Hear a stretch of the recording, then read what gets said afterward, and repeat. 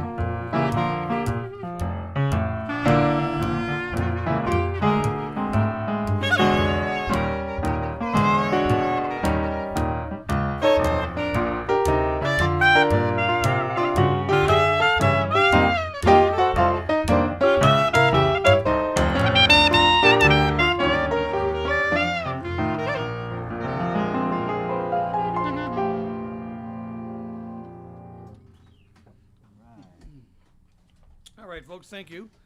Catching my breath. You guys all good? You're all breathing all right? Yeah, breathing pretty good. Breathing okay? Yeah. Air quality in San Francisco area has been a little sketchy the last few days, so we're doing an oxygen check here. Everybody's good? Yeah. Very good. Yeah, I think all of these lovely books actually absorb all the bad air because in here it's pretty good. It's great in here. Yeah. Yeah, it's actually pretty good. It's always been a great environment to play. It's a great venue. I think it's the best small venue in San Francisco. Yep. And I've thought that for many years, ever since I played it the first time. I think I played here years and years ago with Leon Oakley, a band Leon had here, and I played guitar. I think that was the first time I ever played here.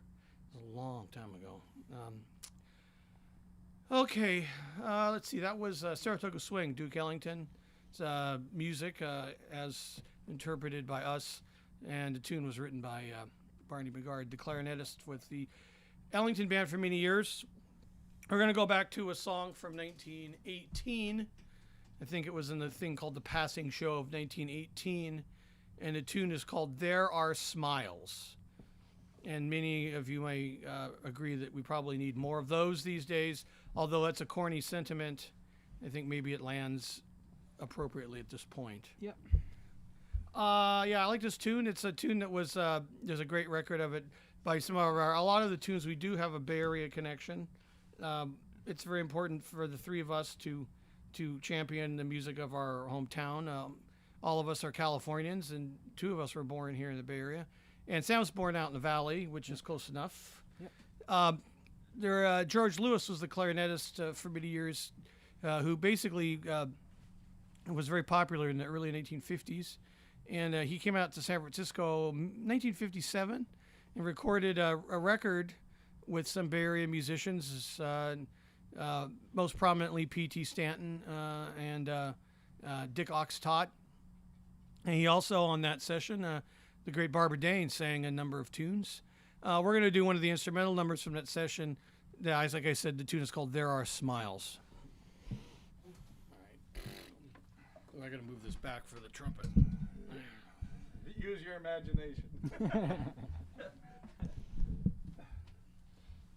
Here, 1, 2,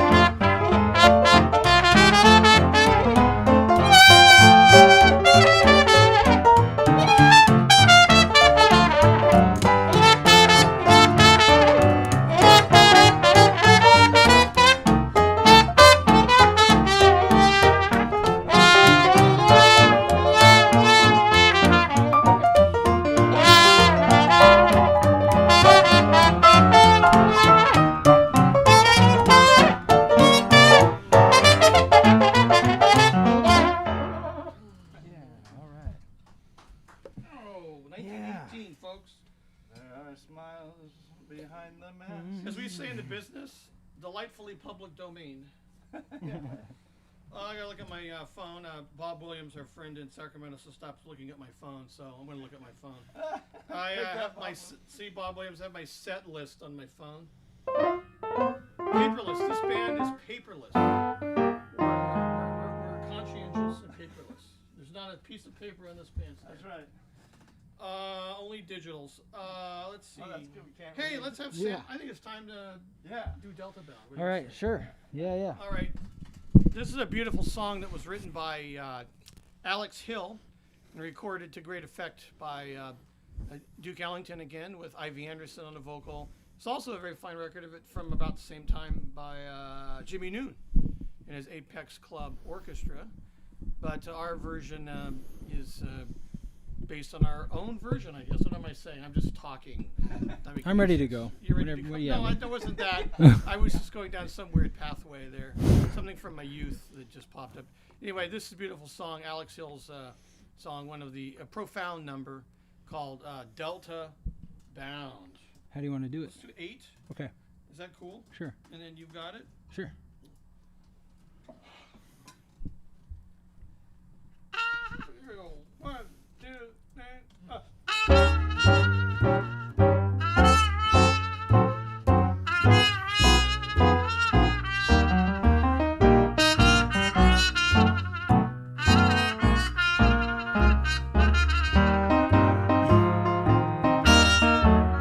Down on the delta, where there is shelter, no helter-skelter, no blues around. It's where I'm homing, I'm tired of roaming, I'm delta bound. When night is falling, the delta's calling, and keeps on calling. I'm going down, I'm on my way now. You know I'm delta bound. Every time I close my eyes, I see Louisiana. I can hear my folks down there. They're singing in a free and easy manner. Whoa. I was a rover, but now it's over. Knee deep in clover, I'll soon be found. I'm on my way now. You know I'm delta bound.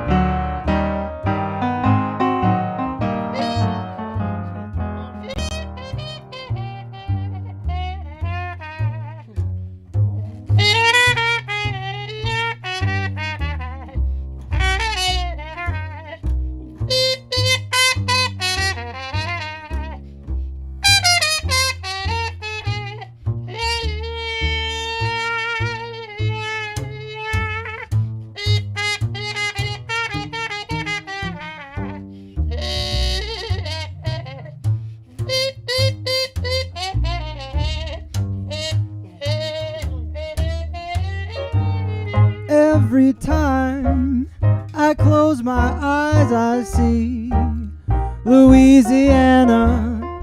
I can can hear my folks down there. They're singing in a free and easy manner. I was a rover, but now that's over. Knee deep in clover, I'll soon be found. I'm on my way now, any day now. I'm Delta bound.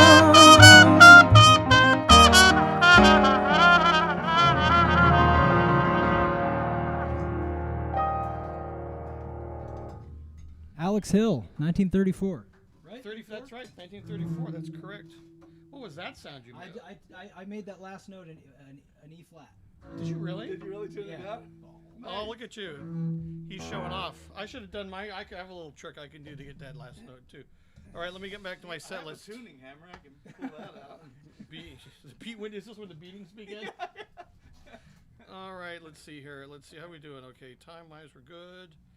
Up-tempo number. Hey, let's do the Crazy Capers now while I have chops. Okay. It won't be long. I'm feeling the gift of embouchure for the time being. From the music of Alex Hill, one of the great African-American musicians. You probably haven't heard of him. He's not a well-known person today, but he was a genius of monumental proportions. Unfortunately, he died young. We're going to feature now a song from just about the same time, maybe a year or two after that, written by a man who was gifted with a long life. His name is Benny Carter. Yeah. And Benny Carter was alive when I was young, because I remember seeing Benny Carter not perform, but I saw him in person at the LA Classic Jazz Festival many years ago. And Benny was a great saxophonist and trumpet man, and he played all the instruments. He did some really fine records on the clarinet, interestingly enough, but people don't really give him the props he deserves on that instrument. Anyway, he wrote this tune for a session he did around 1935-36 that was an all-star session with one of Teddy Wilson's first sessions. It also had Chu Berry on it, Max Kaminsky, Chu Berry, the great tenor sax man, and Max Kaminsky on the trumpet. Great integrated recording session. Big Sid Catlett on the drums. Yeah, man. So it was good stuff. It's a tune that's based on another tune.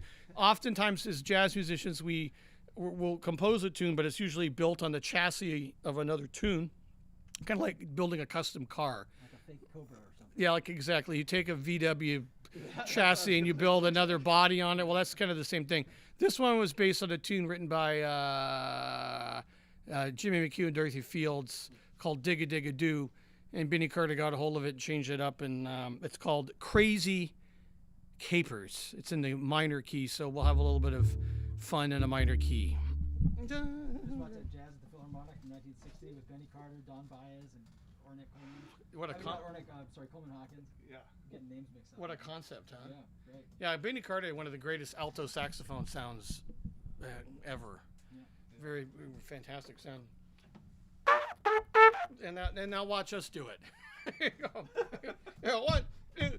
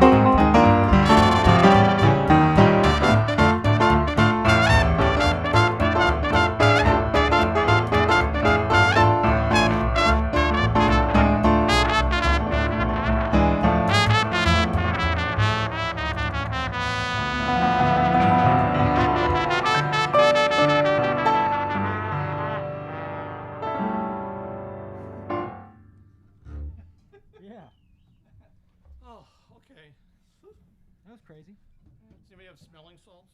Wow. It's been a while. That was fun. That's a good tune. I wish I'd played a little better, but anyway, it was good. I think we're going to have Sam sing again. How about Palette? Is that good? Great. Now, we're going to do a song now that goes back to the oldest of the New Orleans jazz tradition.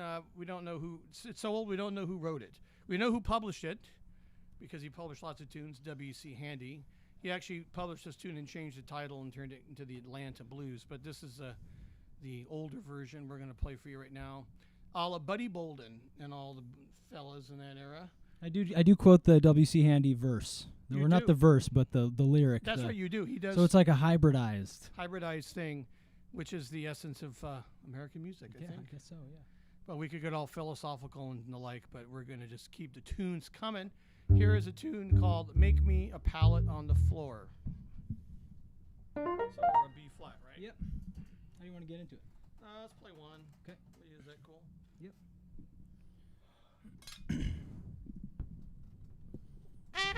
Yeah, 1, 2,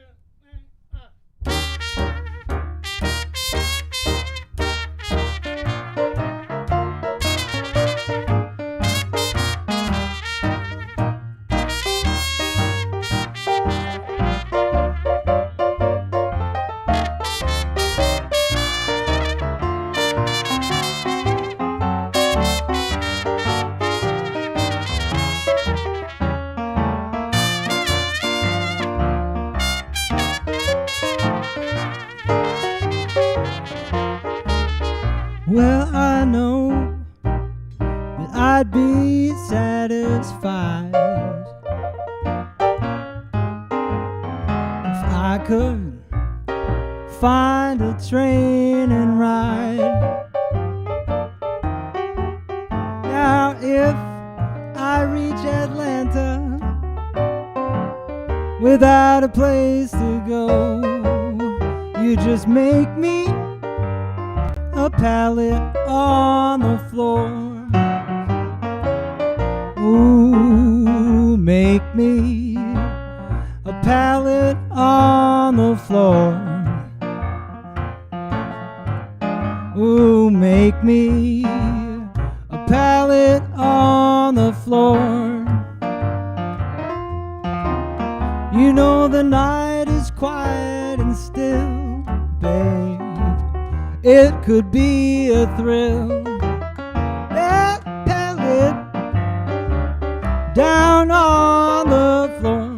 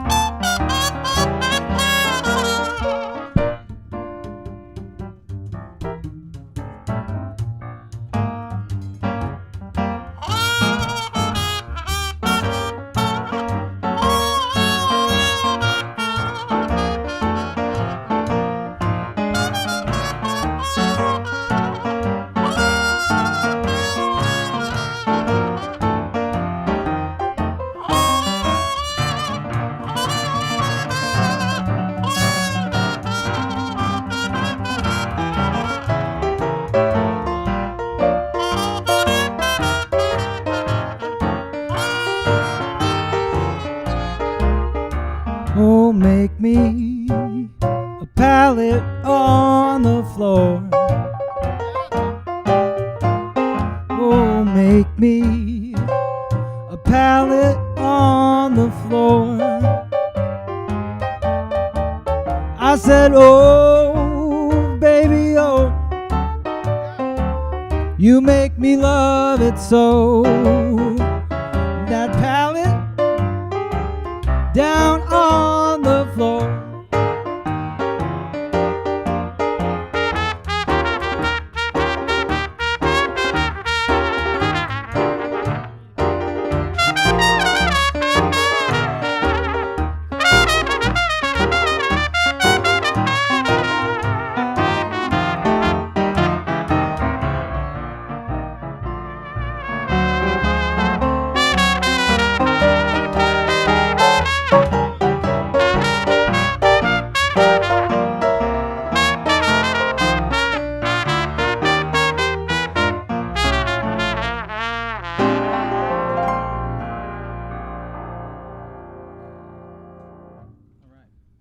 Oh, Sam Rocha, folks. Clint Baker. We love to play the blues, particularly the New Orleans blues. All of our heroes were all there present. Yeah. Pops Foster, Earl Hines, and in my case, Joe Oliver, who's still my favorite of all the great cornet men of New Orleans. I'm gonna take a breath there.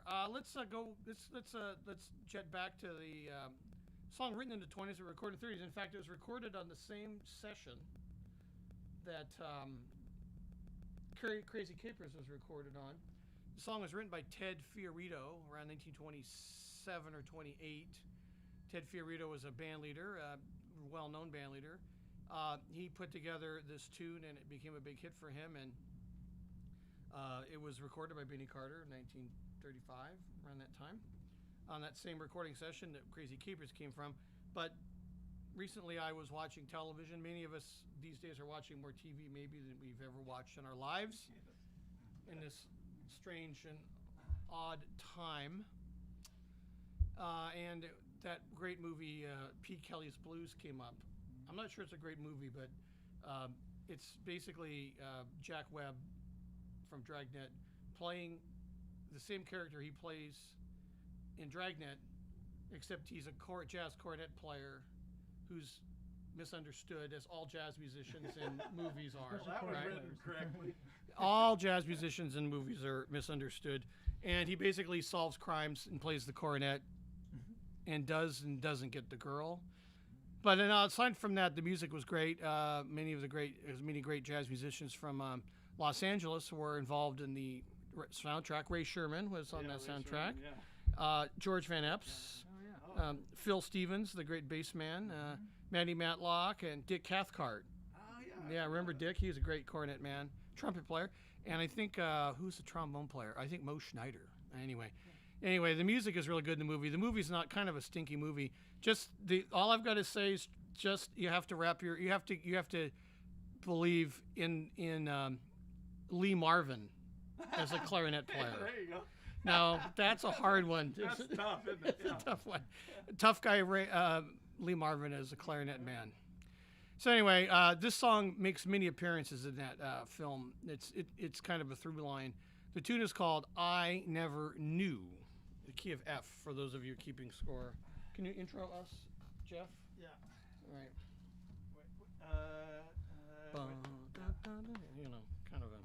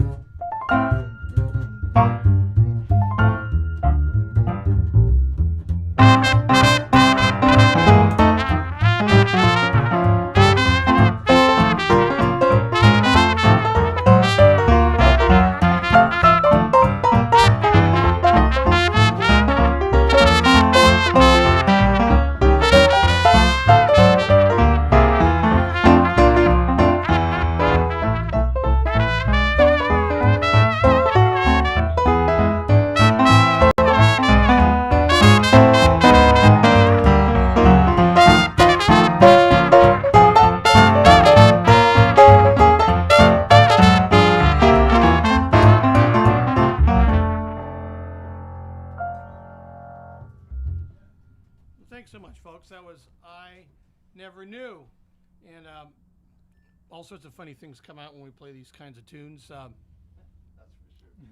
Well, I always was thinking about versions of the tune that were done in the more modern era of I Never Knew, and one of them was the great Sunset Music Company, which was a band that Jeff played in.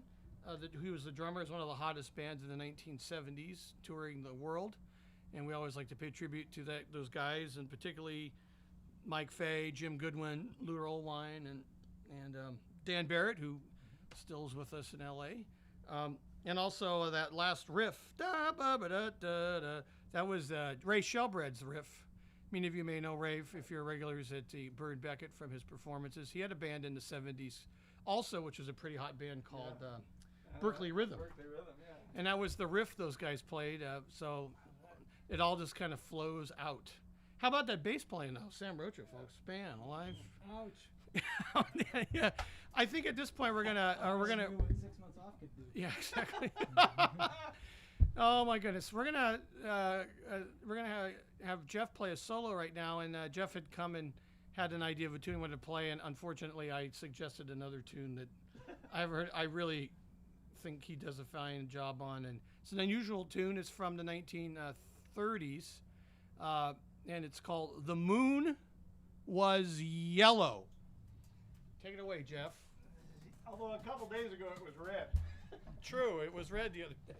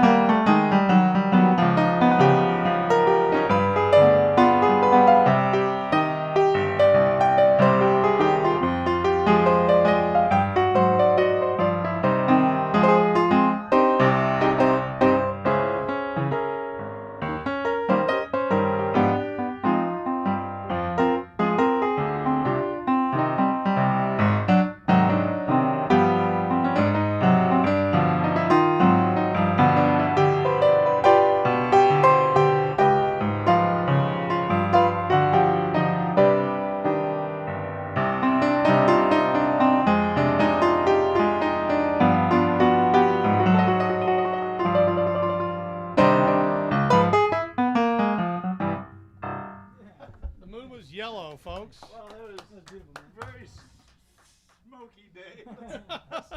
Call it for what it is. It's a beautiful song. It's a very unusual song from the 30s. It It sounds like a modern song, but it's actually from like 1933 or something like that.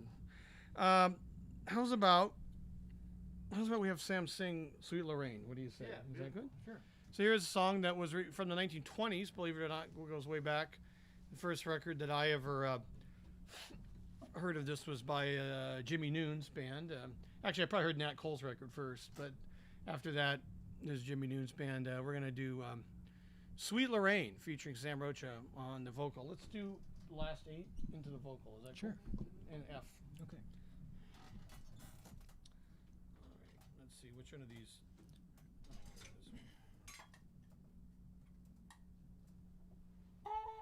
There you go, last 8. 1, 2, 3.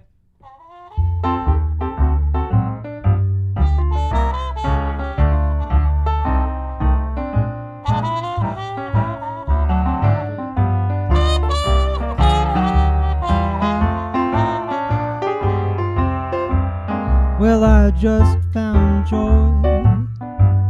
I'm as happy as a baby boy with a brand new little choo-choo toy. 'Cause I found my sweet Lorraine. She's got a pair of eyes that are brighter than the summer skies. When you see them, you will realize why I love my sweet Lorraine. Oh, now when it's cloudy, I don't need the sun, because it's in my baby's smile. Just to think that I'll be that lucky one that gets to lead her down the aisle. Oh, well, each night I pray that no one will steal my love away. I can't wait until our lucky day when I marry sweet Lorraine.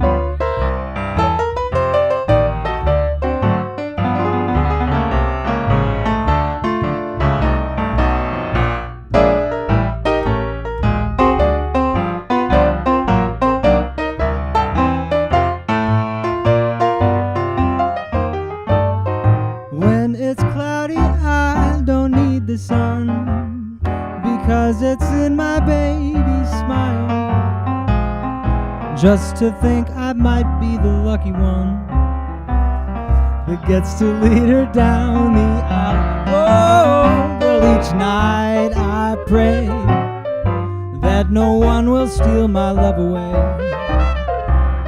I can't wait until my lucky day when I marry sweet Lorraine. Lorraine, well, I just can't wait to marry sweet Lorraine.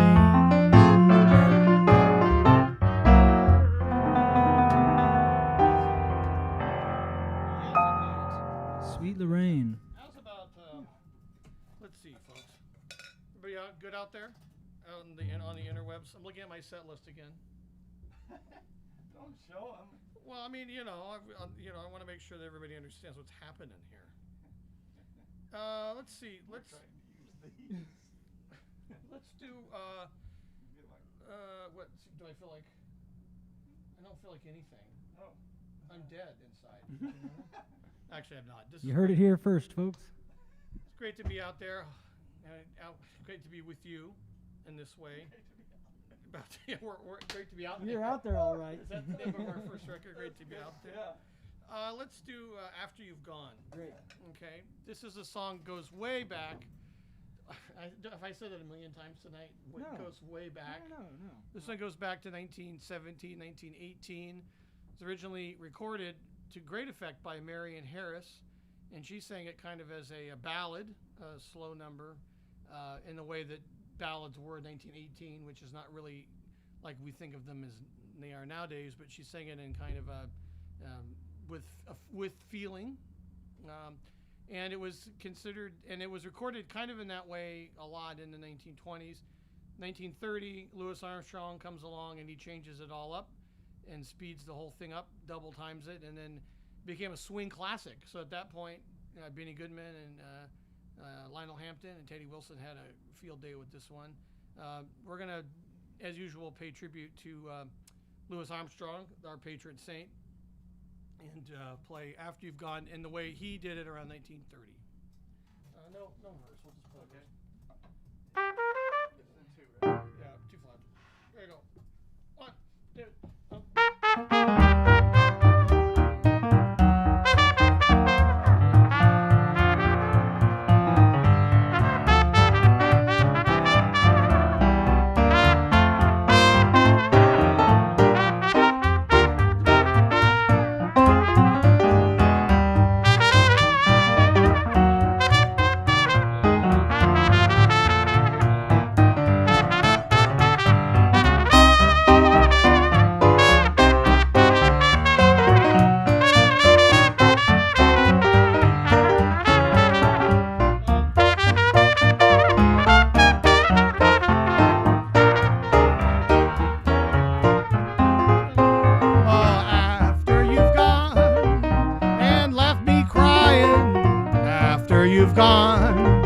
There's no denying that you'll feel blue and you'll feel sad.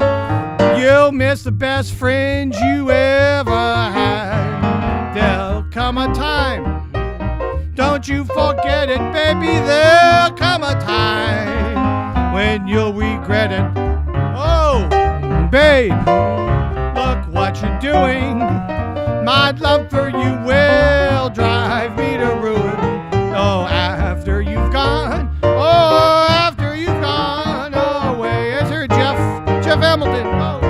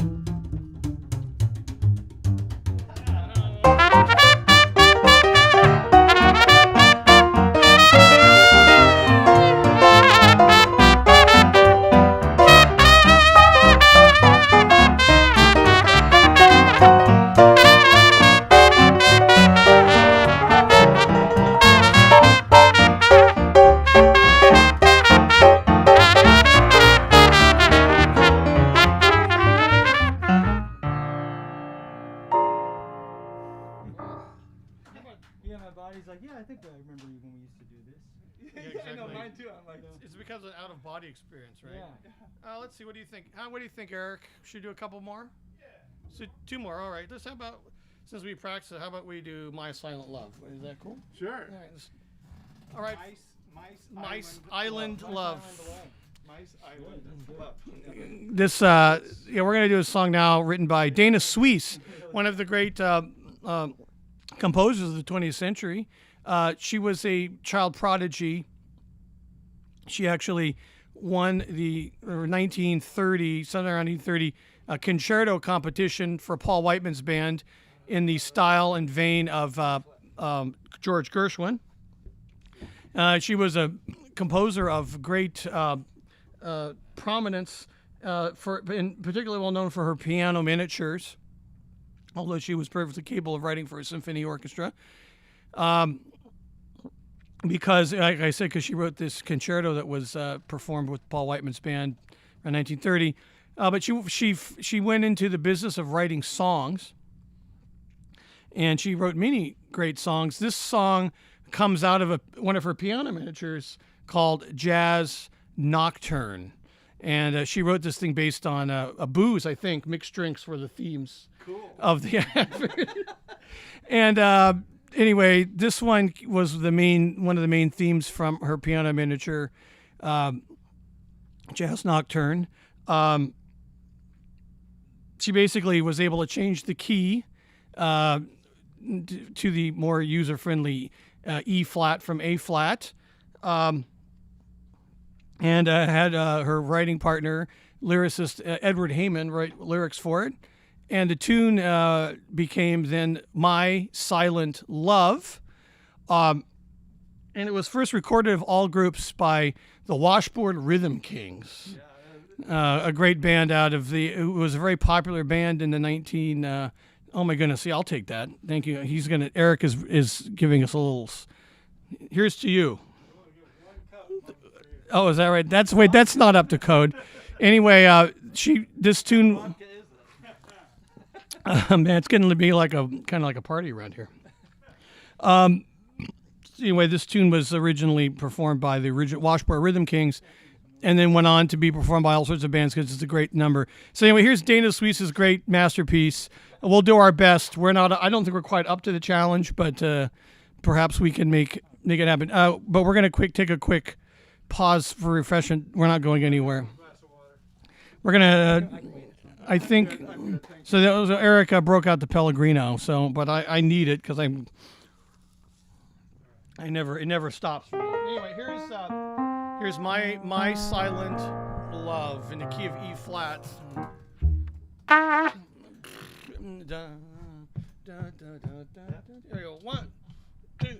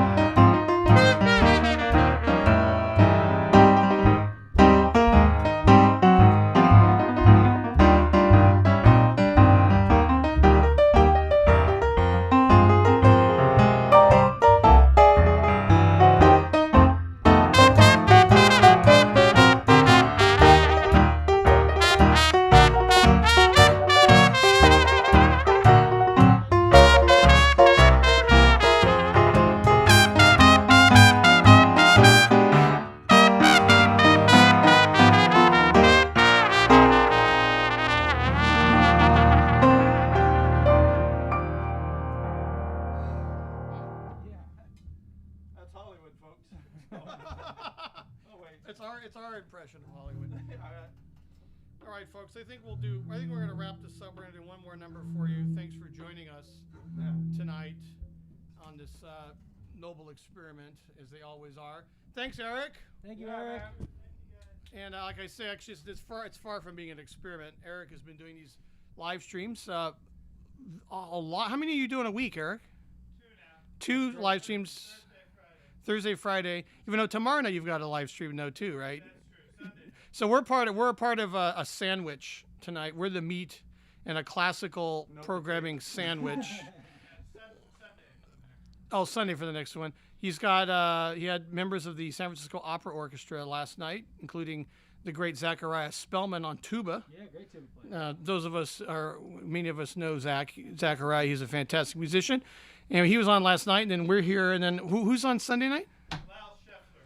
Val Scheffler on guitar. Vile Scheffler on guitar. So it's going to be good. A little different than what we're doing, but that's cool. Yes, Jeff? So, we've all played tuba, by the way. That's true. All of us. That's right. We've all played tuba to some degree. Jeff wins because he got to play tuba in parade bands in New Orleans. That's right. He's literally played in brass bands for the second line. Sam and I played for fake second lines, but in California. But Jeff actually grew up during summers, spent a lot of time at Preservation Hall, so he's the real deal. Anyway, once again, Jeff Hamilton on the piano tonight, and of course Sam Rocha on the bass. This guy's brilliant over here on the bass. Yeah, just unbelievable. And I'm Clint Baker. Thank you very much. Yeah, We're going to close out with an easy, fun number. One of my favorites called Sweet Sue, Just You. And this is recorded by Jimmy Noon's Apex Club Orchestra and Paul Whiteman's band with Vic Spiderbeck on the cornet, along with Bing Crosby and the whole crew. Anyway, thanks for joining us tonight. It's been a great pleasure playing for you out there in the interwebs. Anyway, here's Sweet Sue, Just You. Key F. There we go. 1, 2, 1.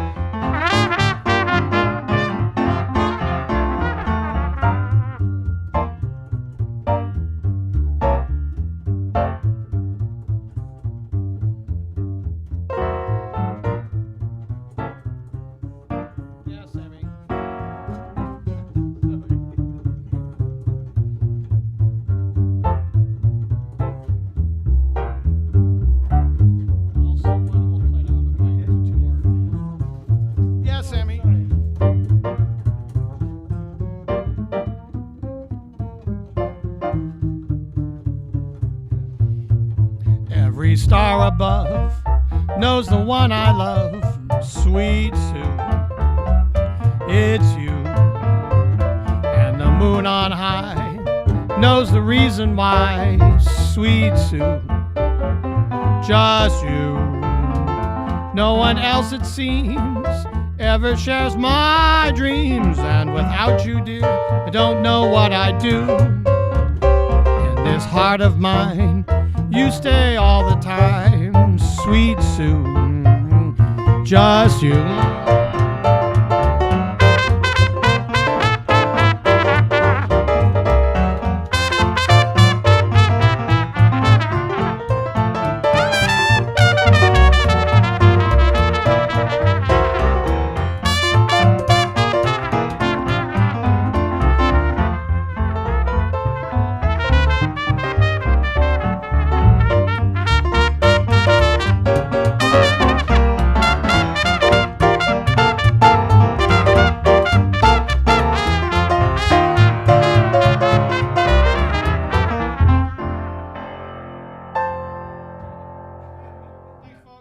Everybody.